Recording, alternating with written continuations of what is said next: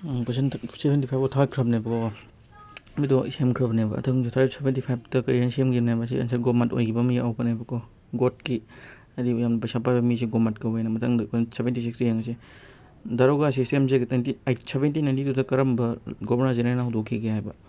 दारोगा सिस्टम से 1792 दा करम गवर्नर जनरल हौदोखी के हाइबको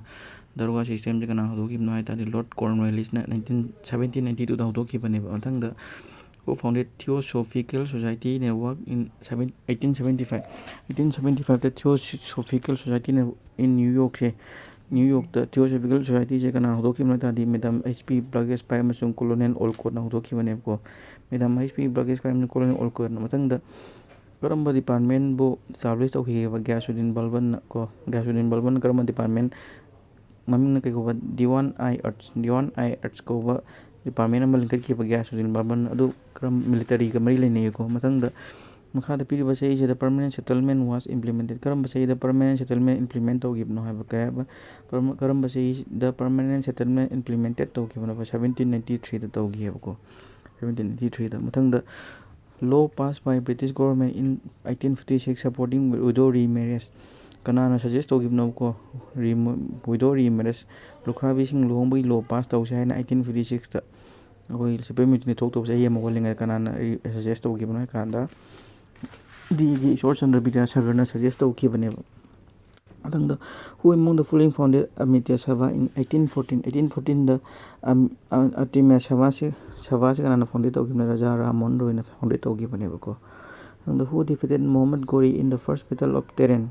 the Muhammad Ghori na mathi pi du kanana ita de 𝗵𝗶𝘀𝗁 Chauhan matang second battle of Tehran na 𝗵𝗶𝘀𝗁 Chauhan namuk Muhammad Ghori mathi pi duini Muhammad Ghori mathi pi ki 𝗵𝗶𝘀𝗁 Chauhan na ko Muhammad Ghori na 𝗵𝗶𝘀𝗁 Chauhan 1992 da mathi pi 1192 da second da ko han badana Muhammad Ghori na 𝗵𝗶𝘀𝗁 Chauhan na Muhammad Ghori mathi pi ko then the which of the following new ministers was established by Muhammad Tughlaq to promote agriculture promote tawnawi dam da kaidoba Muhammad Tughlaq na karamba minister लिखिएबा दीवान आई अमीर कोही से लिखत किएबको मतंग द सब्सिडियरी अलायंस कना हौदोखि के हाइबा करम गवर्नर जनरल सब्सिडियरी अलायंस हौदोखि लाइरे लॉर्ड वेलेस्ली ना करी हौदोखिबा सब्सिडियरी अलायंस अदो लॉर्ड डालहौसी ना doctrine of lapse हौदोखिबको तंग सिदोन अमसुंग कन्हु से we are the leaders of the following tribal rebellion मखा द पीरिबा ट्राइबल रिबेलियन से द करम बनोबा सिदोन अमसुंग कन्हु ना लुसिंगबदो संथाल रिबेलियन मथंग द मुखारी साइसिंग जे रूल तोरमेबको करम city the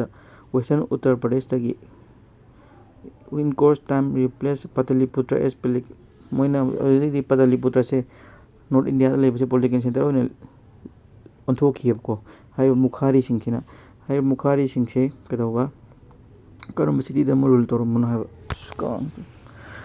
हेनग्रे Indian national army से फॉर्म करम कंट्री द सेमन हाय कनान सेमनो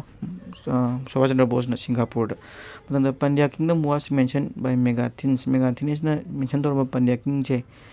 who said that their kingdom was famous for pearls my capital kai do oiba madurai do Pandya kingdom की कैपिटल से kai do oiba madurai da mathang da on karam date chai tarik da soldiers of mirror start march during the Delhi Sepoy mutiny 1857 da soldiers na chat porok pa 10 May dai horok pa ne bako 10 May dai horok pa ne mathang da Bakil during the reign of Akbar matam da Bakil ji karan oibuna Bairam Khan na oibko Khan ai khang mark che then according to Timurid tradition matungina Humayun je power share tawbane bako my brother ga Delhi Agra amasung Central India control tonaba ado Kamran ai bunu basin karam control tawbane da Afghanistan amasung Punjab control tawbane bako mathang da karam region da Alauddin Khilji na ne first southern campaign se